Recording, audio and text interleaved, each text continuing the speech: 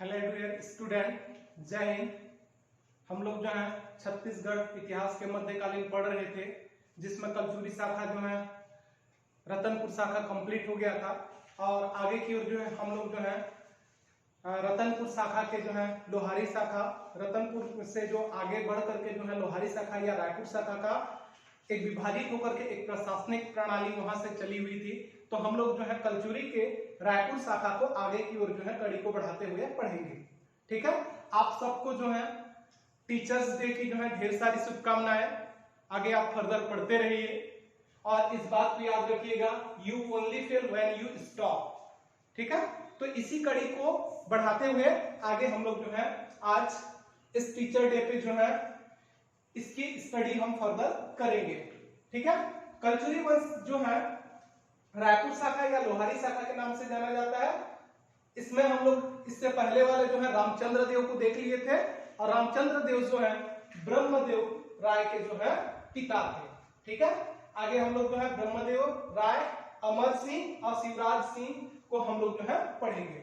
ठीक है, तो इसी कड़ी को बढ़ाते हुए देखिए, ब्रह्मदेव जो है रामचंद्र देव के जो है पुत्र रहे। अगला जो उत्तराधिकारी के रूप में जो है ब्रह्मदेव बने।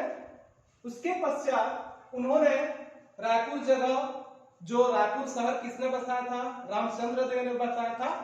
ब्रह्मदेव ने उसने क्या किया? रायपुर को उसने जो है राजधानी बनाया। किसको? अपना नया राजधानी किसको बनाया? रायपुर को अपना राजधानी बनाया। तो ब्रह्मदेव ने जो है रायपुर, जो शहर उनके पिता बसाए थे, उन्होंने क्या किया? रायपुर को अपना जो है राजधानी बनाया। इनकी बहुत सारे कार्य, निर्माण कार्य उस समय का चला हुआ है, तो उनको देखते हुए जो है उनको बहुत सारे उपाधि दिया गया था। जैसे उपाधि में जो है वाक्पति, वाक्पति का उपाधि दिया गया था। वाक्पति का मतलब होता है संगीत में निपुण, संगीत कला में निपुण। मतलब इसका अर्थ यह है कि संगीत कला में जो है ये निपुण थे। इसके अलावा द्वितीय भारत के भी जो है उपाधि धारण किए हुए थे, इनको उपाधि दिया गया था द्वितीय भारत की उपाधि दी गई थी। किसको? ब्रह्मदेव राय को।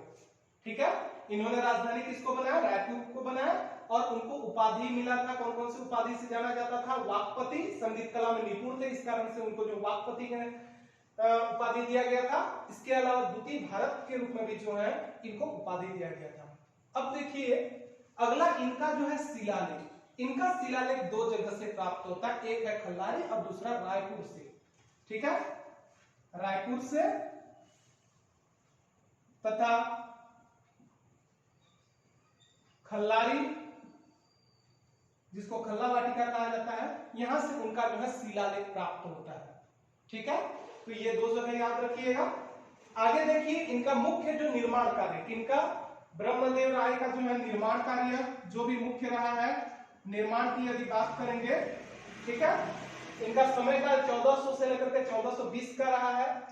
तो उस समय बहुत सारे इन्होंने काम कराए। जैसे 1409 में जो है उन्होंने क्या किया? इनका निर्माण कार्य जो है ब्रह्मदेव राय ने रायपुर को राजधानी बनाया। ठीक है, रायपुर को राजधानी बनाया। इसके अलावा रायपुर में जो है दूधाधारी मठ का भी निर्माण कराया। क्या निर्माण कराया? दूधाधारी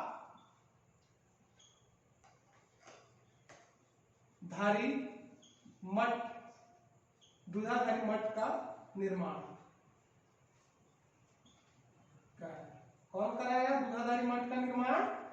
ब्रह्मदेव राय ने कराया। इससे पहले मैं बता चुका हूं रायपुर नाम क्यों रखा गया था, क्योंकि ब्रह्मदेव राय के नाम से जो है रामचंद्र देव रायपुर शहर बसाए थे। ठीक है, अगला देखिए, मतलब जो है 1409 में दो काम हुआ था। रायपुर को उन्होंने राजधानी बनाया था और रायपुर में दूधाधारी मठ का निर्माण कराया था। अगला देखिए 1413 में जो है एक युद्ध हुआ था और ये युद्ध जो है कलचुरी लोहारी शाखा या रायपुर शाखा तथा फणिनाग वंश के बीच जो है, फणिनाग वंश के बीच जो है युद्ध हुआ था, जिसमें ब्रह्मदेव राय ने फणिनाग वंशी मोनिंग देव को हराया था। किसको? मोनिंग देव को हराया था। ठीक है, और ये कब ये घटना घटी थी? 1413 को। तो फणिक नागवंशी मोनिंग देव को जो है हराए थे। नेक्स्ट देखिए 1415 के समय जो है इनके समय काल पे जो है खल्लारी में देवपाल मोची थे। देवपाल नामक एक मोची थे। इनके समय में देवपाल नाम का एक मोची थे। कहां पर? खल्लारी। जिन्होंने खल्लारी में, मोची ने जो है क्या किया था? खल्लारी में खल्लारी माता का मंदिर निर्माण कराया थे। ठीक है, माता का मंदिर निर्माण कराया थे। किसने कराया था? देवपाल मोची ने, जो खल्लारी ने खल्लारी माता का मंदिर निर्माण कराए थे। इसके अलावा उन्होंने खल्लारी में जो है नारायण मंदिर का भी जो है निर्माण कराया था। कौन सा? नारायण मंदिर का भी निर्माण कराए थे।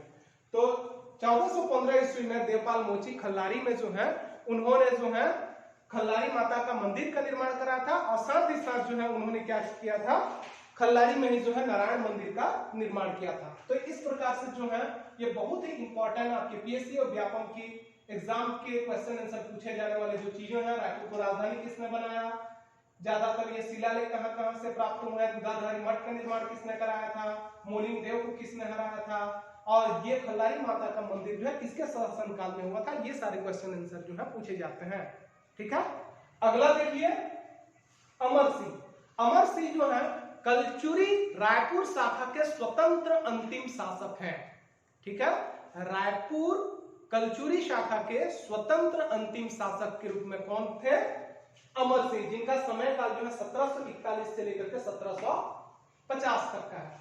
आप याद कीजिए कलचुरी शासक उनको जो है अंतिम हम लोग जो है 1741 तक पढ़े थे, लेकिन ये ज्यादा लंबे समय तक थे। ठीक है, उस समय क्या हुआ था? 1750 ईस्वी में रघुजी भोसले जो मराठा शासक थे, उन्होंने क्या कर दिया था? इनको जो है आक्रमण कर दिया था। किनको? अमर सिंह को आक्रमण करके हराया था। ठीक है, तो इस प्रकार से देखिए अमर सिंह जो है स्वतंत्र अंतिम शासक रायपुर शाखा या लोहारी शाखा के थे, कलचुरी शासन के जो है। तो भोसले जी द्वितीय ने जो है 1750 ईस्वी में खल्लारी पे अटैक किए थे और अमर सिंह जी को जो है आक्रमण करके हरा दिए थे। अमर सिंह ने, अगला देखिए, अमर सिंह ने मराठा के अधीनता को स्वीकार किया था। अधीनता को स्वीकार किया था किसने? अमर सिंह ने, जिसके थ्रू से जो है उन्होंने क्या किया था? मराठों के अधीन काम करने लगे, और मराठों ने जो है उनके पूर्ण रूप से हटाए नहीं। उनको क्या कहा? तुम जो है वार्षिक हमको कर देना।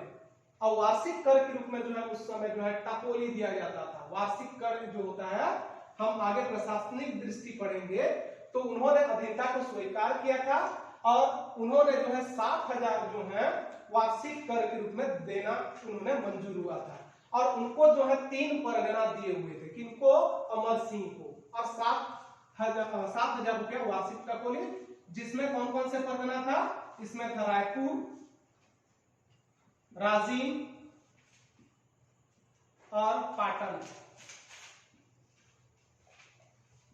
ये 3 परगनों से टकोली निर्धारित किया गया था। टकोली निर्धारित किया गया था और तीनों परगनों से अमर सिंह मराठा शासन को 7,000 रुपया जो है वार्षिक टकोली देते थे।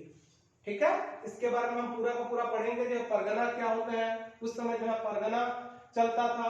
ठीक है, तो ये परगना वो जो है परगना के जो है प्रमुख को कामदार कहा जाता था। ये सारी चीजें जो है हम लोग जो है उसके प्रशासनिक चीजों में पढ़ेंगे।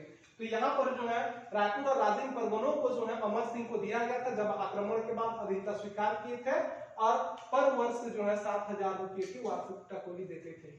इसके पश्चात जो है 1793 में क्या हुआ, अमर सिंह की जो है मृत्यु हो गई।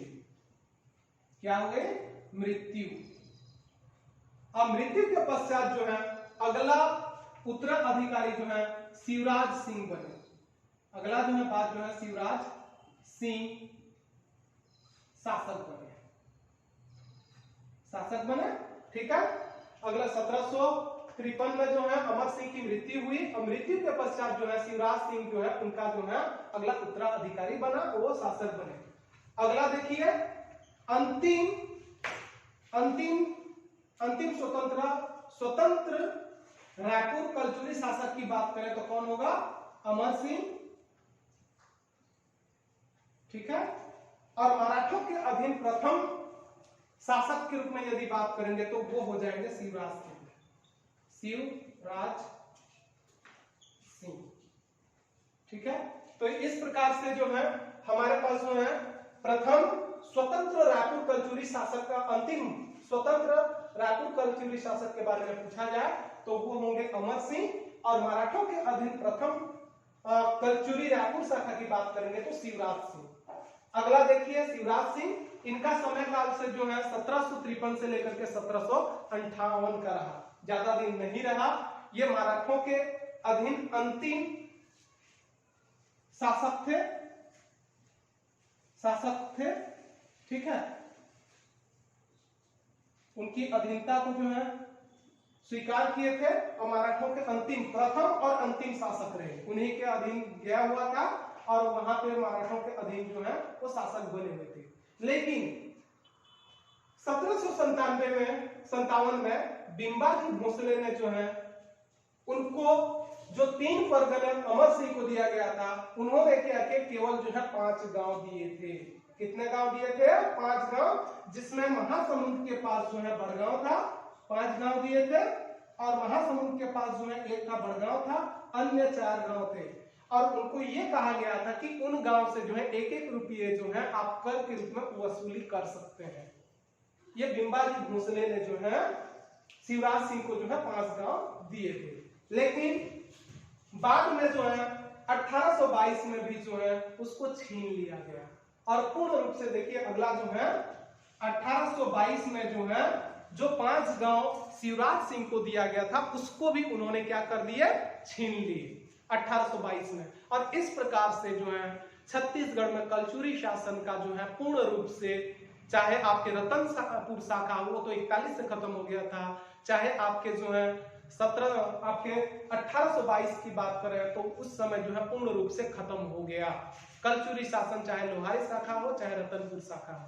तो इस प्रकार से शिवराज सिंह जो है मराठों के अधीन अंतिम शासक और प्रथम शासक भी थे और बिंबाजी भोसले ने जो है उनको जो है 5 गांव दिए थे और 1-1 रुपया कर के रूप में वसूली कर सकते थे, जो बाद में 1822 में उसको जो है छीन लिया गया। इस प्रकार से जो है कलचुरी शासन रायपुर शाखा पूर्ण रूप से समाप्त हो गई, ठीक है। तो इस प्रकार से हमारा कलचुरी शासन की दोनों शाखा खत्म हो चुकी है। अगले वीडियो में हम लोग जो है इसकी प्रशासनिक जो प्रतिबिंब था, जो व्यवस्था था, इन सारी चीजों के बारे में हम लोग जो है आगे स्टडी करेंगे। धन्यवाद, थैंक यू, जय हिंद।